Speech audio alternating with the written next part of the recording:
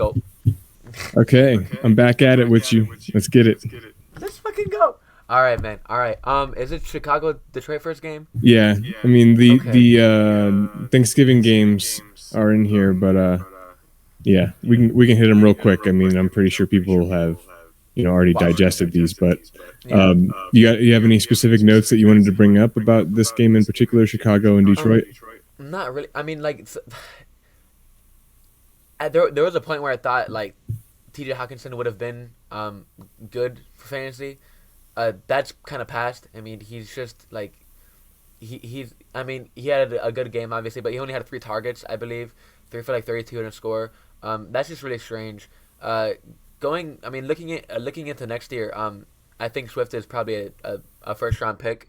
I mean, even with like First, yeah, I mean, he's gonna catch a ton of passes. He's the only player on this offense that's gonna stay here for a while.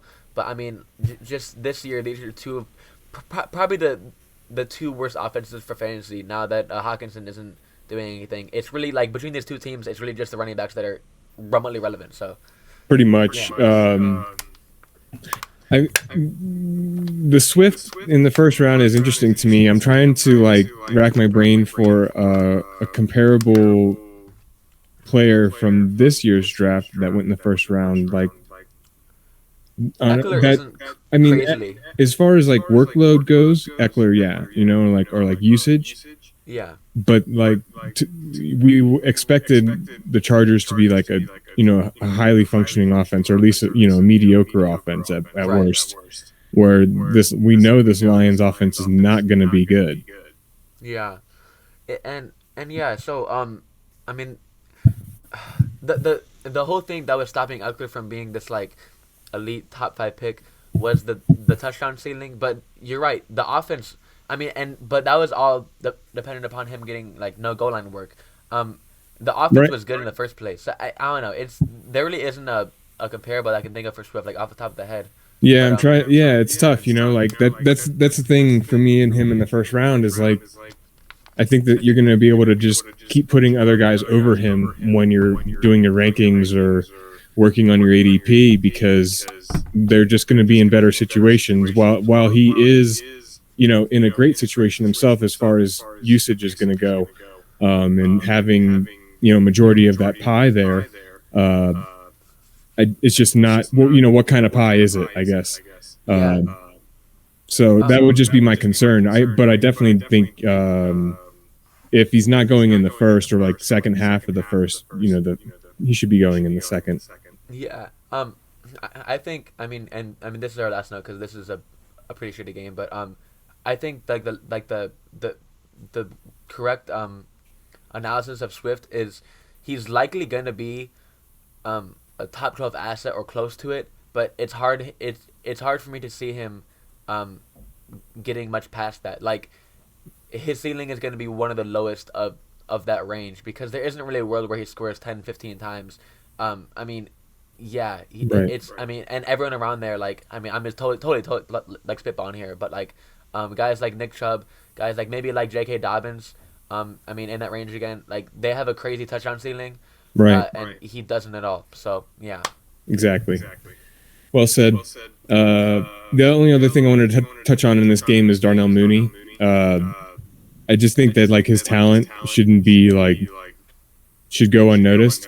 He just looks really good out there, and I think going forward and fantasy wise, he's gonna be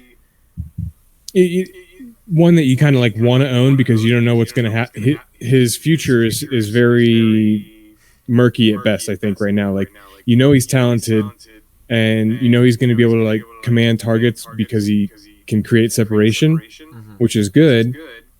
But what's going to be going on with the coaching staff? What's going to be going on with the quarterback and all of that is really clouds that up.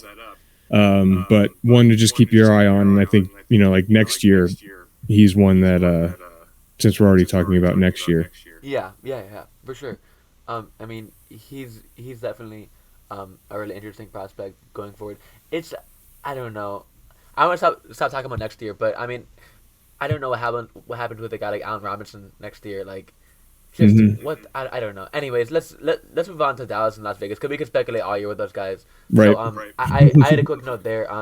Josh Jacobs has quietly been one of fantasy's most consistent producers. His ceiling is not high, by any means. I don't know if he's broken 20 points this year. This is his spitballing, but he's probably been there once, if at all. But through his 9 games that he's played, he has 30 catches. His career high in a 16-game season is 33.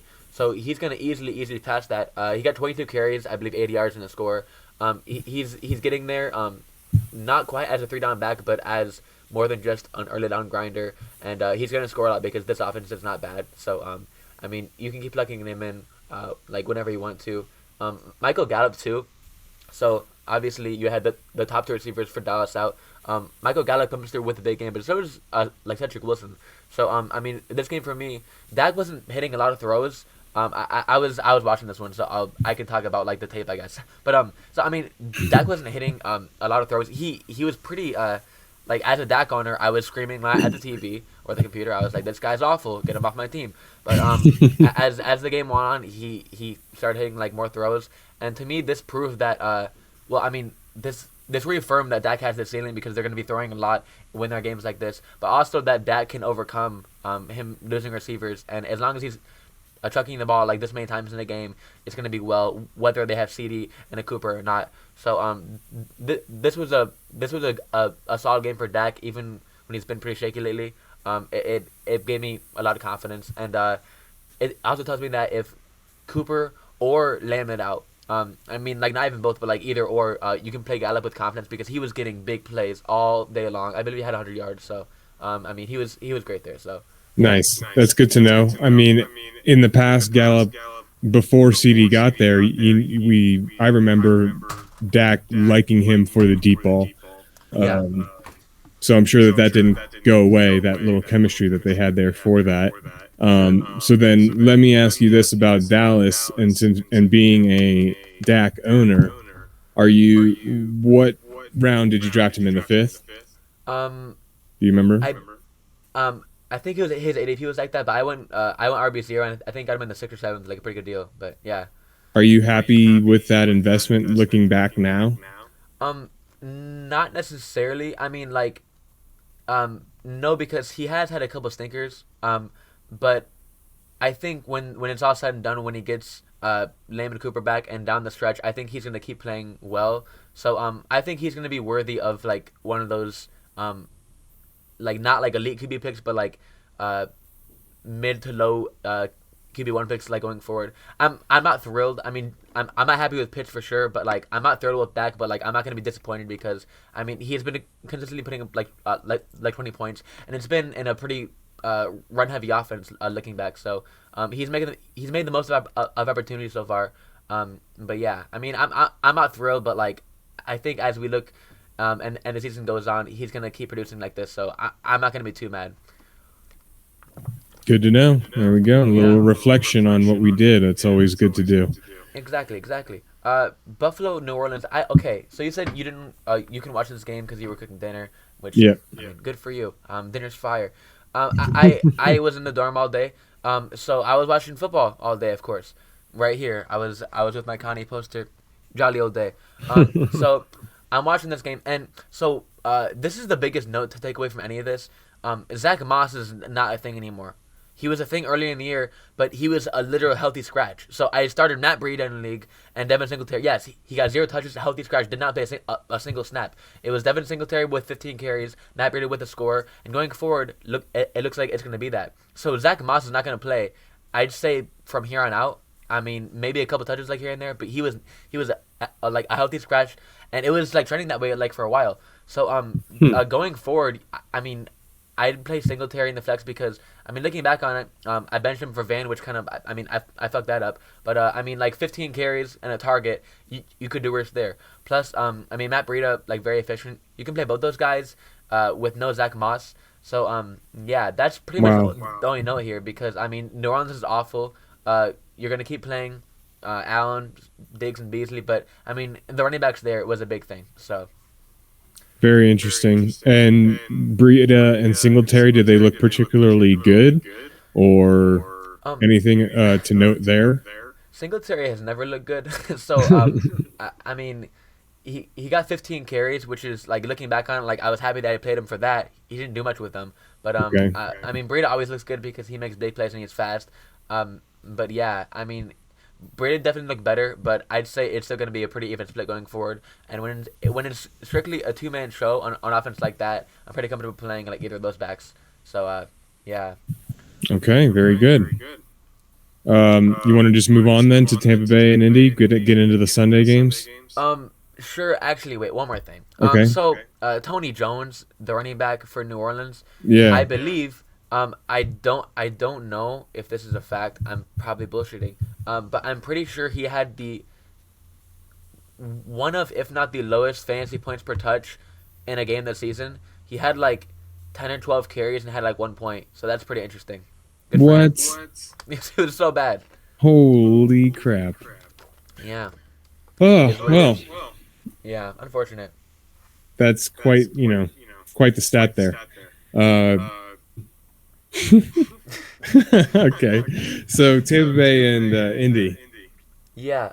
This was a really good game. I got to watch this game, or some of it. Go for it then. Yeah. Just thought it was, a good competitive game.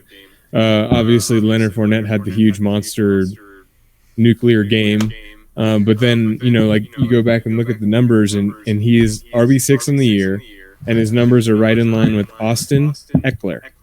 It's like I love Austin Eckler, and I really dislike Leonard Fournette. And to like say that and to like compare them and like say that they're like doing the same thing, it like hurts my soul. But this is the world that we're living in right now, and Leonard Fournette is like good for your fantasy team, and like you want to be starting him. Everything you said there is true. Collectively, this podcast does not like Leonard Fournette. And collectively, this podcast likes Austin Eckler. Those things are both true. When they can be essentially the same player in the same world in the same year, it's not good for people. And yeah, it's not good for the human race. Yeah. But Check it. That being said, They both have 7 rushing touchdowns. Jesus Christ. Okay, yeah. They both have 51 receptions on the year, and they both have 4.5 yards per carry. That's so unfortunate. Isn't that wild? That's just so unfortunate. Like, cause like deep down, like we know that could be any running back. Like if Ronald Jones was getting this usage, he'd do that. If Dare Ogunbowale, like you could put up any running back in the NFL, but it just happens to be Leonard Fournette, and now all the people that were like had a bad process play on him and was like, oh, he'll be good. They're winning. It's just unfortunate for us, It's wild. Yeah, it's still hard to stomach it. And then, okay, and then we were talking about Hawk and his, lack of meeting expectations, where Gronk has been the opposite and totally exceeding. Yeah. Gronk is what you wish Hawk was when you were drafting him. That makes sense, yeah. Totally safe. He's not. I don't know. Has he had a game under 10 points yet? When he started in a game?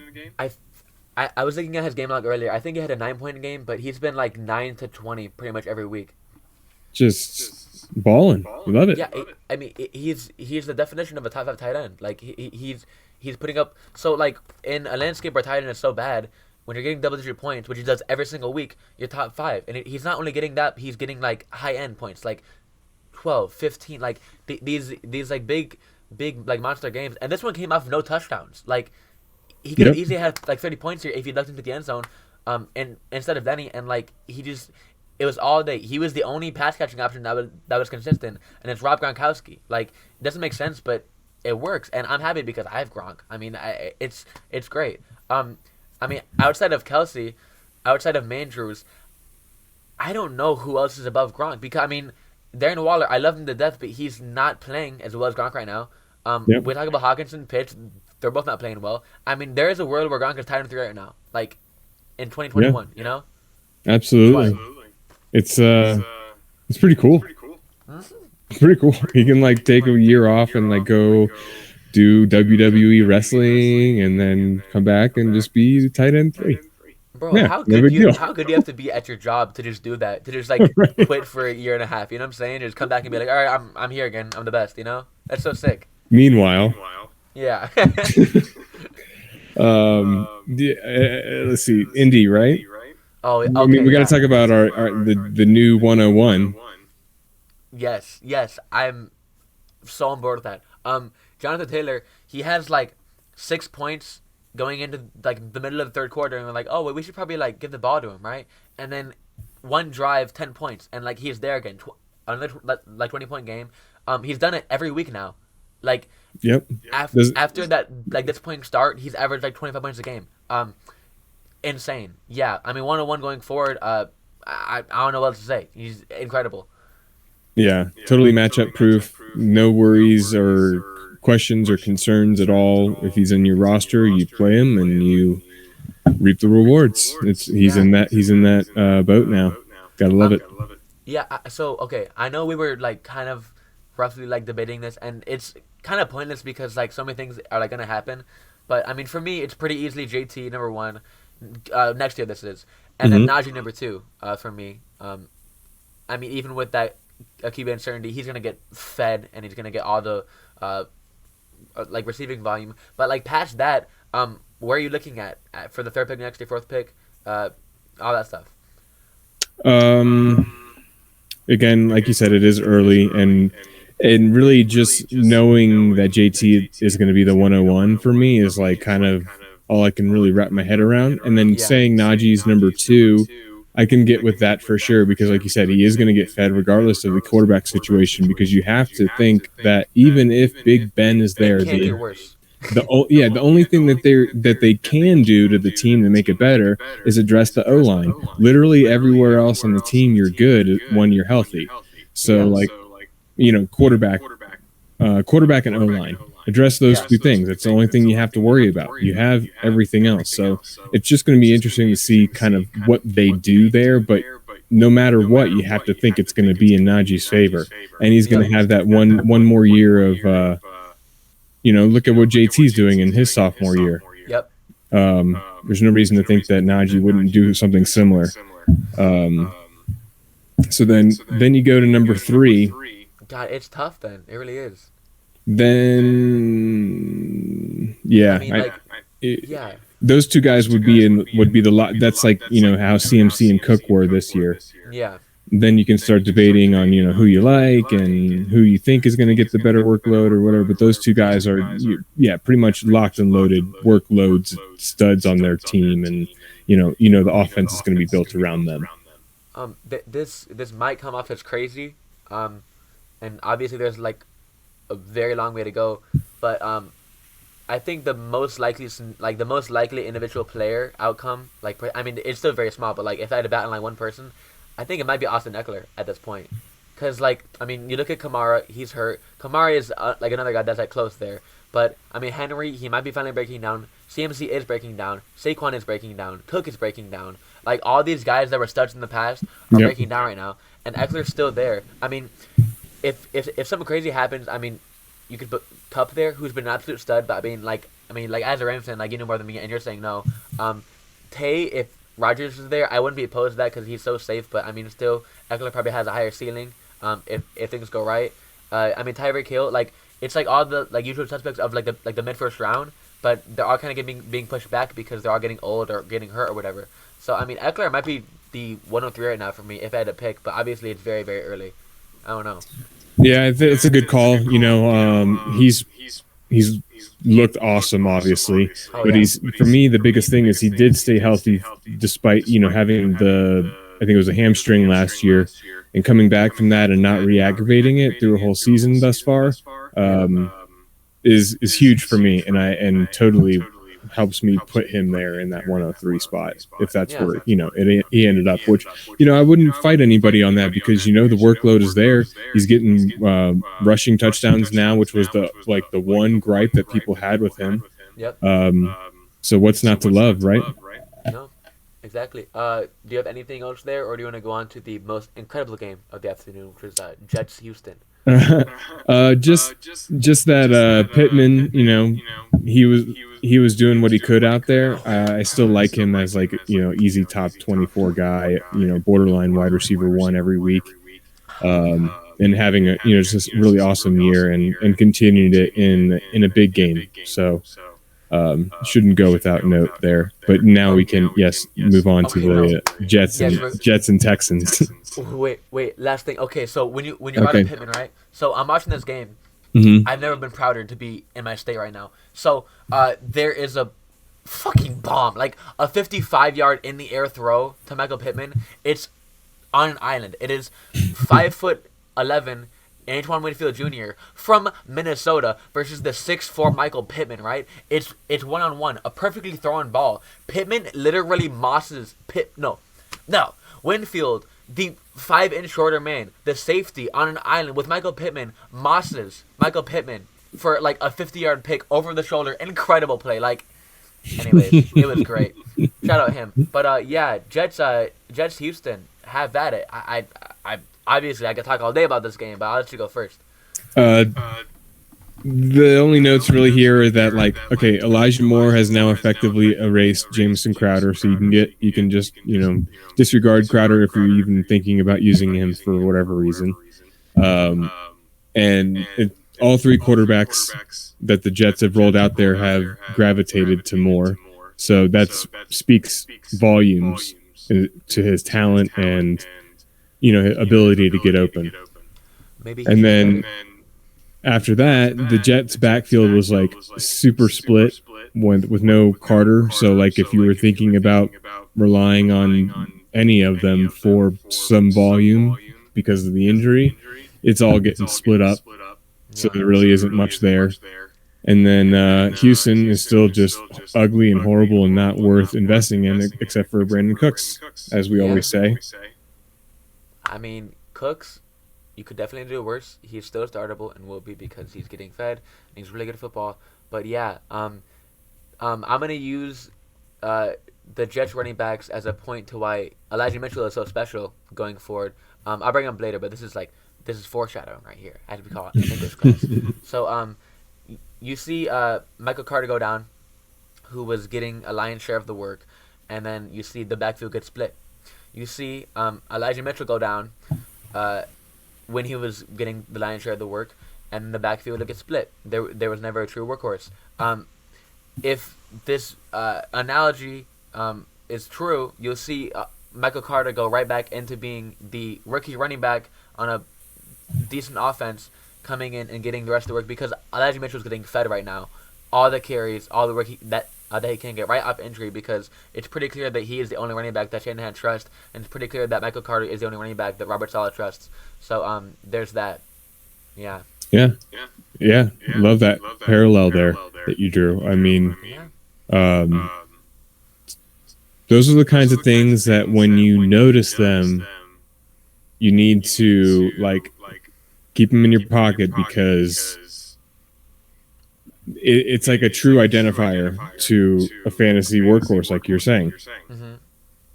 Yeah, for sure. I mean, it's like I'll talk more about it when we get to San Fran, but it is night and day as to how the backs are being used with Mitchell and without Mitchell. I mean, he's fantasy stud going forward. But yeah, it's kind of like the opposite scenario you get with Dalvin Cook.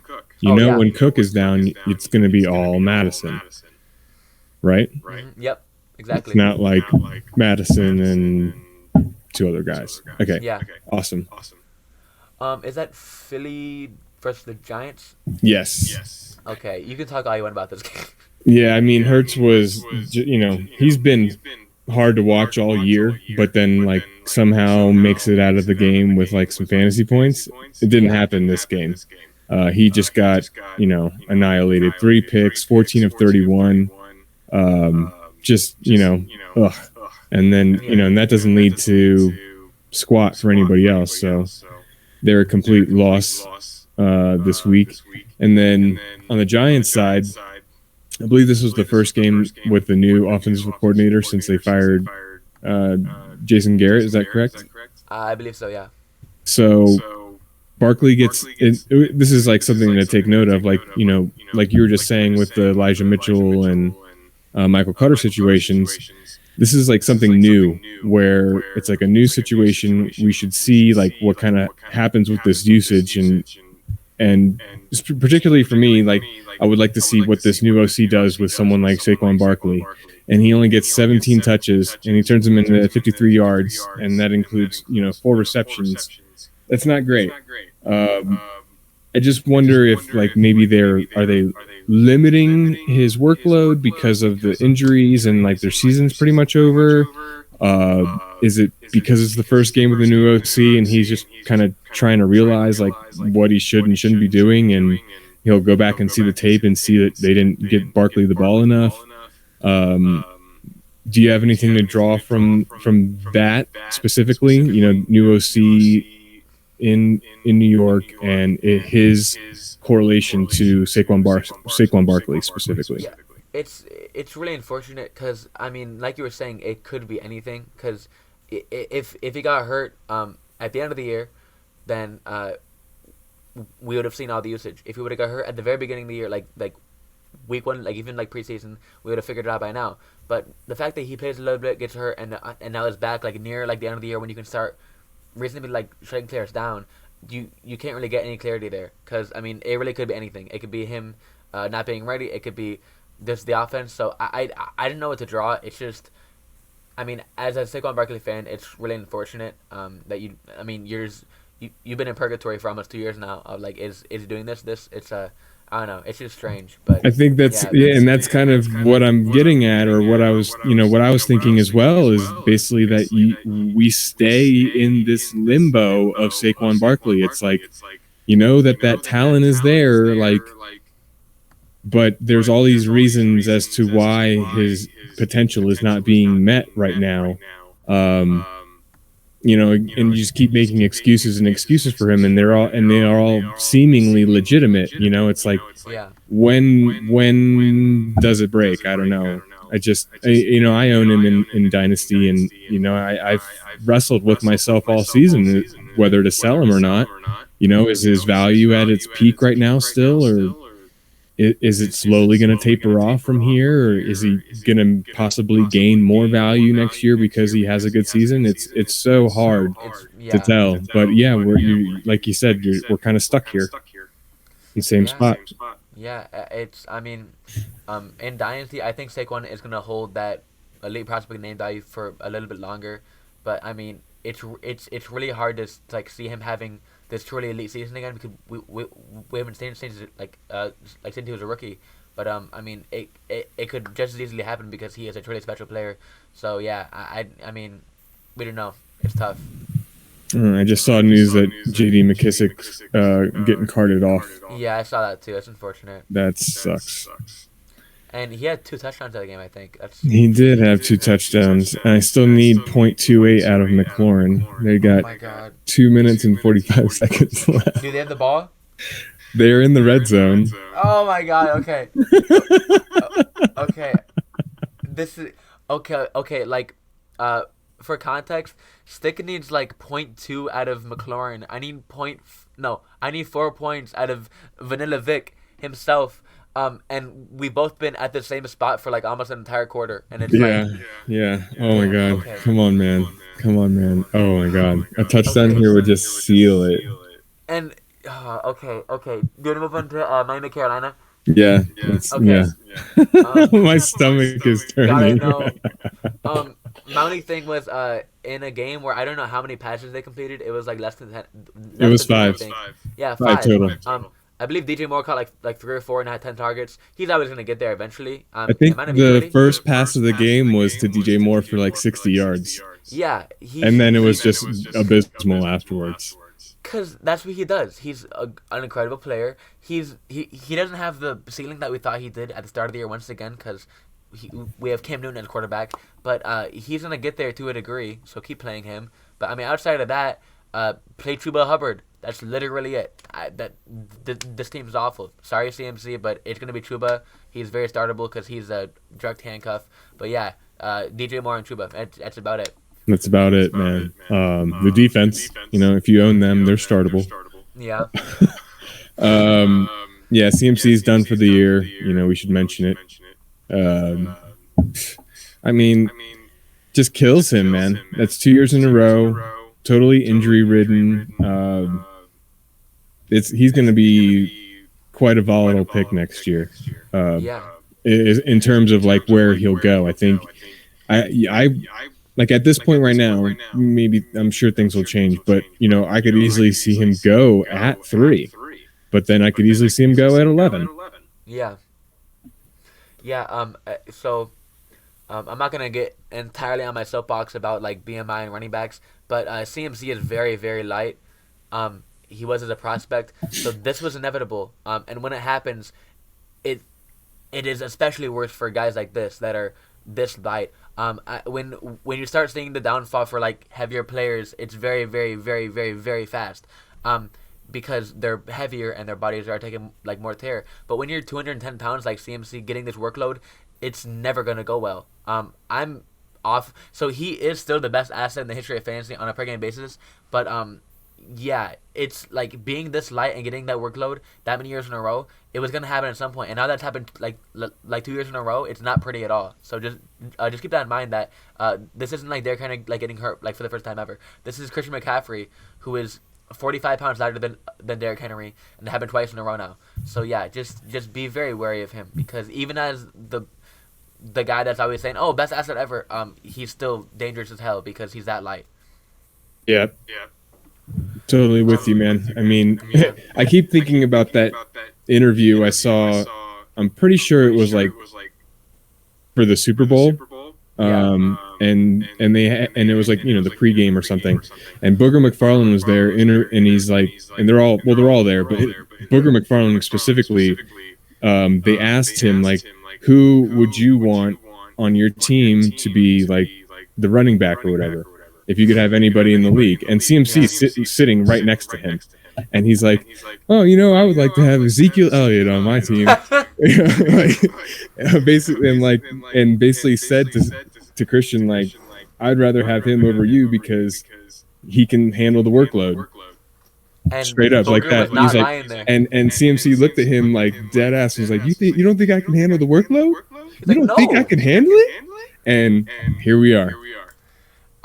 So, Stick, as you know, there are 1,200 languages in the world, and Booger McFarland spoke facts there. 100% facts. Ridiculous.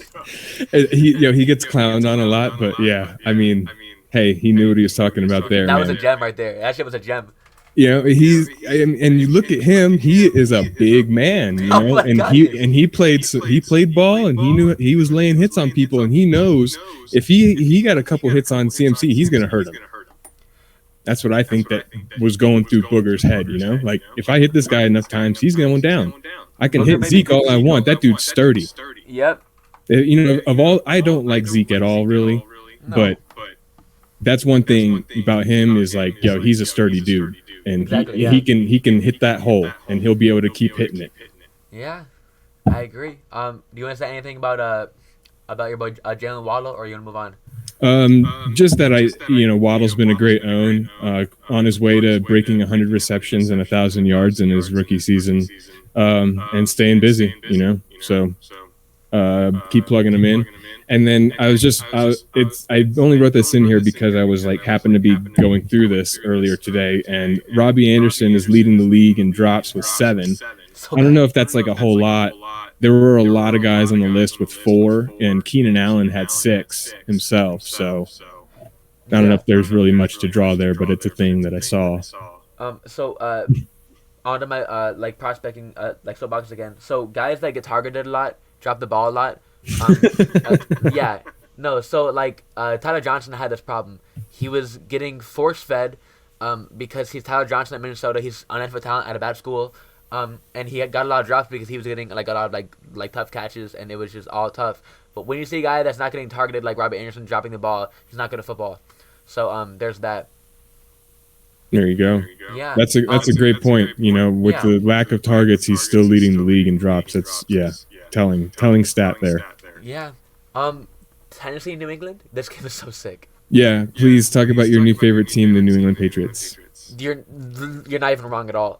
So New England is the Super Bowl player. Like for me, like if I had to pick, it makes so much sense. And I was saying this. I was like, if you get Mac Jones to hit his 80, like his like top 80% outcome as a rookie on a rookie contract, he's gonna be good enough to win a Super Bowl. And it's fucking happening right now. Cause like this, I mean, all right. So great line, great run game, great coach, elite, dynastic defense, and Mac Jones just throwing the ball around. It makes perfect sense. Kendrick Bourne is a must start. He has 6 rushes and bro.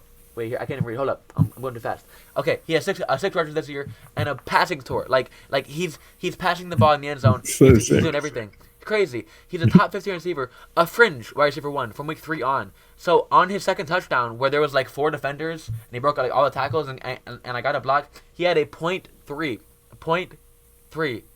percent chance of scoring there, and he did. That's just crazy. He's a very elite at YAG. Amazing. Keep playing him. He's top 15 from week 3 on. Like he's very startable. Someone say must start. Damon Harris, keep playing him. He's gonna keep scoring. So there's that. But shout out to New England. They're incredible.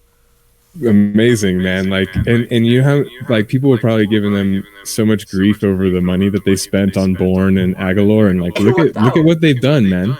Look at what they've done. Jonnu and Hunter Henry, like they've all been not bad plays, you know. Yo, Belichick is like straight up bad scientisting the shit out of this right now. Like, dude, it's immaculate to watch. It's so cool. And I'd love to see, you know, the rookie have the success and they get to draw the comparisons to Brady and how he's better than Brady was his first year with the, you know, as a starter and all that. It's just awesome for the sport and for the league. Yeah, so cool. It really is. Yeah. Tennessee, they're not good. Totally in shambles, man. They went from like potential favorites. Okay, and this is not a Derrick Henry thing at all. This is not even close to that because it doesn't matter. Like, I mean, you saw Dontre Hilliard score a big touchdown. Like this, it doesn't matter. But since he went down, it was like the ensuing 2 weeks were all right, and then it's been shambles. Like, I mean, now AJ Brown's out. Ryan Tannehill can't play. This is a very, very, very, very bad offense, and this team is not good. Yeah, I mean, they're 8-4, but they're not 8-4. They're probably gonna be 9-6 soon, maybe 9-7, and then they're gonna be a fringe playoff team and then get kicked out. They're no, not good enough. If there's anyone I feel sorry for in the NFL right now, it's Tannehill. Yeah, you know, he loses his Yeti out of the backfield, and then he's expecting to have AJ Brown and Julio Jones to throw the ball to, and he gets neither. Tough. You know, like I think he's maybe had 6 quarters of both of them on the field at the same time the whole season. Like that might be too much, actually. Yeah, I'm a little high. I don't know. Either way, it's not pretty at all. And then so Tennessee, man, I would just you can't start anybody on that team right now. No. Anyways, no, I'm not gonna get into the weeds there. That team is just they're not good and they're hard to watch. And New England's very fun. 6 in a row. Keep watching them. They're great. Number one fan, a whole world right here. Anyways, Pittsburgh. Okay, so talking about teams that I am fans of. Not the Steelers. Holy hell, they're bad. They're so bad. The one solace that you should have as a Steelers fan is that Mike Tomlin is still your coach. At least you have like one of the most badass coaches in the league. He's still solid, but like, my God, this is the poverty franchise Bengals we're talking about here. They were up like 41-3 at one point. I was like, bro, how is this possible? Like, they're just so bad. I don't know what to say. I mean, keep playing Najee, keep playing Deontay. Frymouth is playable. So is Claypool. Somehow they have 4 startable assets and they're this bad. I mean, keep playing Chris Boswell too. Everyone besides Ben. They're I don't know. Yeah, is it fair to say that Pat Frymouth is better than Kyle Pitts right now? Right now, I mean, the answer is yes, but Pat Frymouth is still not good. He's not going to be good. I will die on that hill. There's no chance. But right now, the answer is 100% yes. Like I look stupid saying no. So why no? Is it, you think that I guess I see how in the long run for sure Pitts will have like the better career as far as receiving goes and all that. But do you think that Freiermuth will be like a good fantasy asset in like such a shitty, position.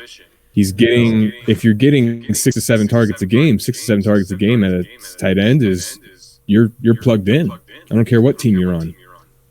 So, my like first stat project ever, I looked at like fantasy tight ends and like I essentially like I did this thing where I was like draft capital versus athleticism, and it's like athleticism is like 3 times as predictive as draft capital. It's almost impossible to be good when you're a bad athlete, and Freiermuth is an awful athlete. Like, sure, like looking at like the situation, it makes sense, and he has good tape. He was good in college. He was like great stats, but like it's been historically impossible to be good when you're a bad athlete at tight end because like you're playing against like they're treating you like a receiver. Like if you like it and yeah, it's just really hard. So like he would have to be a big outlier is what I'm saying. So would you say Freiermuth is probably more like Jack Doyle than he is Tony Gonzalez? Yes. Okay. Yes. Yeah. Where Pitts has that Gonzalez kind of ceiling. Jack Doyle is actually a very good like comparison of what you can expect for Freiermuth, I think. Right. He'll be able to run some routes and catch some balls and fall over when he catches it. Yeah. Yeah. There you go. Okay. Makes sense to me. That's fair. I mean, it has its role in fantasy. When it comes to the tight end position, like you got to take what you can get. Yeah. And a big body who catches the ball in the end zone, that's valuable. I tend to agree. Do you want to bash on picks now? Well, I want to see Big Ben play Matt Ryan, so then we really know who is washed. Yeah, the wash bowl, if you will. The wash bowl. Is that like? Do they happen to play each other? I didn't even check. I don't know, but I think we could arrange for that. Just call him up. You got Ben's number. We'll figure it out. I got connections here. You know what I'm saying? Let me see. I'm checking really fast. No. Oh my god.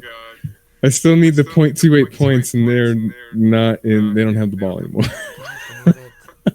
God. Oh my god. Okay. It's so funny. I don't think I can. That's so frustrating. Okay. Yeah. I mean, like you were saying, Joe Mixon's a stud. Jamar Chase is a stud. Terry McLaurin's not a stud, apparently. I don't know. That's some shit. I mean, he's definitely getting targets. The problem is Taylor Heineke is a good quarterback, not a great quarterback. You need to be great in the NFL. You can get by being good, like when you have a complete team effort and the whole team pulls out the win together. You can be good and win at quarterback, but that takes the whole team every single time. Yeah. I'm sure there are games where in Green Bay in the last 10 years, Aaron Rodgers won the game by himself. Yeah. Because the rest of the team played like shit or whatever, but he made it happen. Yep. That's not going to ever be Taylor Heineke. No. And that's okay. That's okay. As long as you can identify it, you can move on. I agree. Life lessons out here. Do you have anything more to say, or do you want to move on to Jacksonville, Atlanta? Just like you alluded to, that Mixon's crushing it. He's hitting his stride. He's unstoppable. Since he's winning, he's getting 30 touches a game. So there's no reason to think that that's going to change until they, something weird happens and they fall into a negative game script because of some turnovers or something like that. That's what it will take for Mixon to not get 30 carries. Yep, I agree. Okay, we can move on to Jacksonville, Atlanta. I'll let you talk all you want. I don't want to spend more than a second because I'm so upset at this game. So I own Pitts. He's awful. Russell Gage is the target leader on this team right now and will be going forward. He's playable. Cordell Patterson is going to be startable, even a must start if you will. He's great. But that is it. There's nothing else to say. This team is inept. Matt Ryan is awful. And so is Jacksonville. So I don't want to talk about them, but I have to once again. I mean, keep playing J-Rob. Cool guy. Undrafted. What a story. But that's literally it. These are two. Okay, so now I know how I was saying that like Detroit Bears might be the worst game, but like collectively these four teams are probably in the bottom five of fantasy. They're all so bad. They're Yeah. so bad. I don't know. Yeah, I don't get Jacksonville, and like I just don't get their offensive game plan. It seems like, every week I look at their box scores or watch part of their game, and they never focus in on like feeding Visca or Marvin Jones or both, or along with J-Rob, who's been getting a decent amount of work, but they do like this spreading the ball around way too much. It's like I wonder if it's like a college coaching mentality that Urban Meyer has, where it's like you're like kind of almost begging these players to come play for you because, especially at these big schools, they're all fighting over the same kids. Yeah. And you're begging these kids to come play for you. And if you don't give them the ball, then they go and play for somewhere else. Yeah. Like, is he have that mentality still, or does someone need to tell him that he pays these guys to be in the position that he wants them in, regardless of their feelings? Like, that actually makes sense. Yeah. like it's so weird to see. Like, why has Tavon Austin gotten looks every single game? Okay, you got one here or there. Like, okay, fine, but like, to make it a point that he gets targets and catches every single game when this guy's been irrelevant for years. He was relevant in college for a decade. What the hell, man? I just don't get what he is doing there. He's so bad. I just don't get it at all. It's something where, like, when you want to apply it to fantasy, you just stay away. There's nothing to take away from this team other than headaches. Yeah. I mean, J-Rob, sure, because now we finally know that he's, forced everyone else off the field, despite Urban Meyer's best efforts to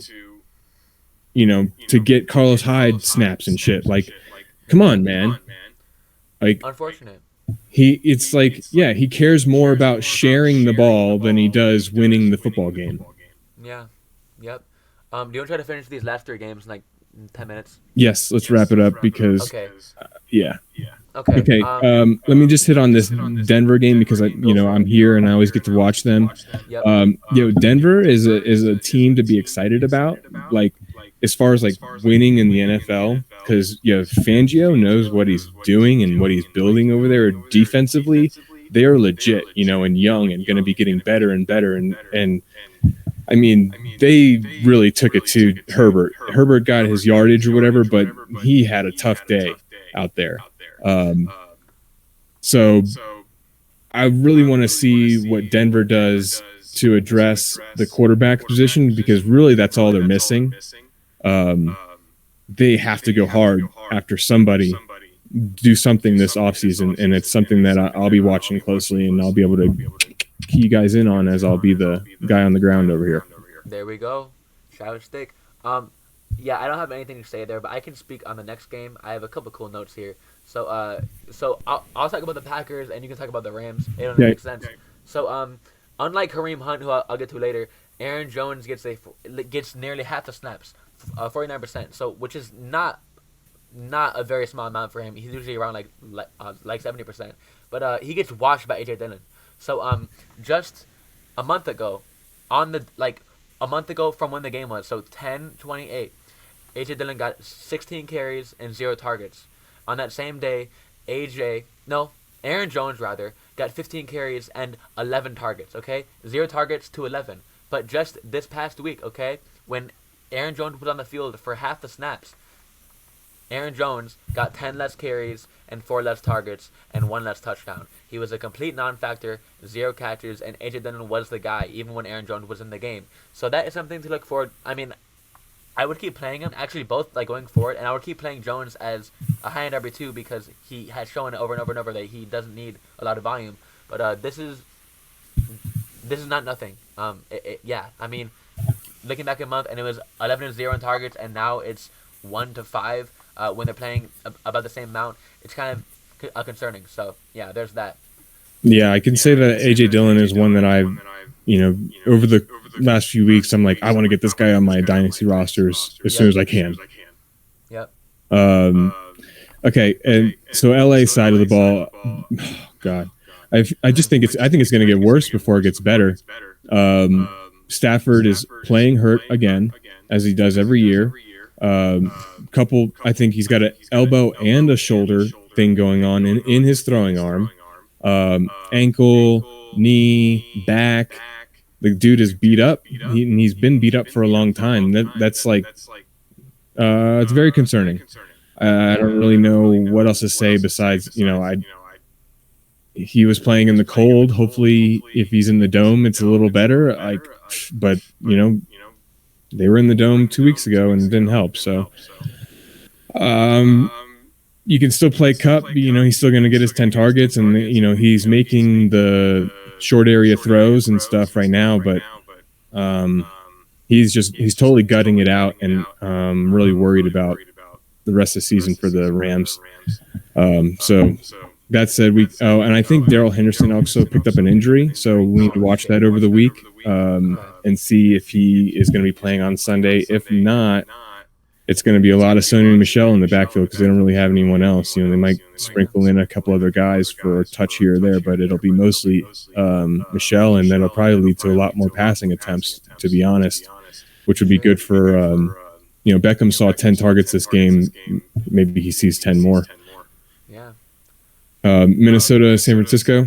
Yeah. So, same concept here. I can speak on the Vikings like every week now because I'm here saying the games. So, it's kind of the same story here. Cook goes down obviously. Madison clear RB1 now. He's Dalvin Cook essentially when he's gone.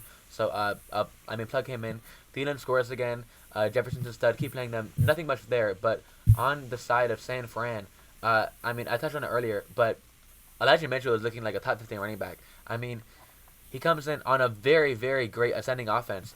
In a week where Debo gets hurt, who was actually siphoning carries, he is a true workhorse here. There isn't another back on the roster that gets fed like him, and when he comes in, he gets absolutely fed. I think at 27 carries, 100-some yards, 5 targets. He was getting fed all over, and he was the only guy there. And now with no Debo, it can only go from here. So he's a fringe top 15 play. Keep playing Debo and Ayuk. Debo's hurt, but he should be fine. I think. I believe there was an MRI that came back negative. So keep playing him. This offense is humming. Keep playing everyone if you can. Yeah. So yeah. I'd have to agree there. I picked up Elijah Mitchell in a league, and totally happy with what he did. And I did take the L here by 0.28. Oh my! Are you serious? Yeah, they sorry. Washington wins 17-15. Looks like Russell Wilson threw a late touchdown, and they missed the 2-point conversion to tie the game, and then an onside kick they did not recover, and so Washington kneeled it, and that was it. I'm gonna break the news here and see if I won or lost. Okay, let's see. Oh fuck! Alrighty. I lost to you by 1 point in Dynasty. No way. Yes. Oh, that's awesome. Solace after the tough loss in the other league. I'll take the grief for both of us. It's whatever. Anyways, last game was Cleveland Baltimore, right? Yep. Okay. Well, so the same theory here. Kareem Hunt, he was hurt, just like Aaron Jones, but he comes in and doesn't play much at all. I don't know if he's fully healthy yet. I have to keep watching that. He did nothing. So, you can probably play Kareem Hunt next week, but I'd be careful because he didn't do anything at all. No pass catching work. It was nothing. Outside of that, Mandrews is an absolute monster. Total monster stud. Keep playing him as a top 2 option at tight end. Keep playing Hollywood. Devontae Freeman has some juice left, but not much. But, that's about it for me. This game was awful. Holy hell. God, it was terrible to watch. Yeah, so the league that I just lost by 0.23, my opponent was done, and I had Lamar and Terry McLaurin left to go, and I needed 39 points or something out of the two of them combined, and lost by 0.23. It just sums up my entire season so perfectly. It's been like that all year. It's the second time I lost to the same guy by less than a point Shitty.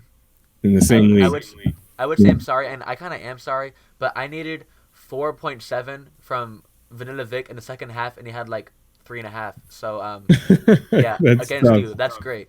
Anyways, Well, um, yeah, that wraps this up, man. I mean, so yeah, what a week. What a season so far, man. It's just been totally nutso and crazy, absolutely. and breakouts and breakdowns, and yeah, And it's a good time to be alive, bro. it is, and this is gonna be like perfect timing. Um, yeah, I mean, I thought this was a solid podcast. I mean, like we have what it's week 12 coming up or week 13 coming up. 13, I think. Week 13, yeah, and playoffs are starting very very soon. Um, yeah, it's I mean this is the prime time for fantasy. Uh, make sure you're looking ahead for defenses, matchups. If you can finesse your um, opponent in week 13 or 14 and trade for someone that's on bye, do that. That's kind of sick. Just if you're really needing it, try to get fancy and finesse a win because you're gonna need it soon. Do or die. Yeah, see what your opponent needs and pick up somebody that they might be trying to pick up if you can Yeah. force feed that kind of thing, and block them. You know, that's a viable strategy as well. That Yeah. said, No shame, no shame in blocking people. So yeah. get it. Well, shit, Stick. I had fun, man. I'll see you later. Oh, he dipped. Oh no. Oh no. Oh, well, he here. I clicked the wrong window, my bad. Oh, Peace no, out, you're dude. fine. Anyways, man, have a good weekend. See you later. It's not a weekend, but what a guy. What a guy. Yeah, that was. I thought that was a solid podcast. Here, let me go full screen now. Wait, can I? Shit. Here we go. Anyways, I thought I really gotta take a shit now, but I thought that was a solid pod. I fucking lost. I'm so pissed. Fucking lost to that man by a point in Dynasty. Um, Fun fact in that league, I am leading the league in points and 6-6. I'm leading the league in points and like third place is like 100 less than me. It's kind of pissing me off. I'm losing every week by like one, but that's how it is sometimes. Peace and love. I hope you're doing great. Um, I don't know. Motivational speech.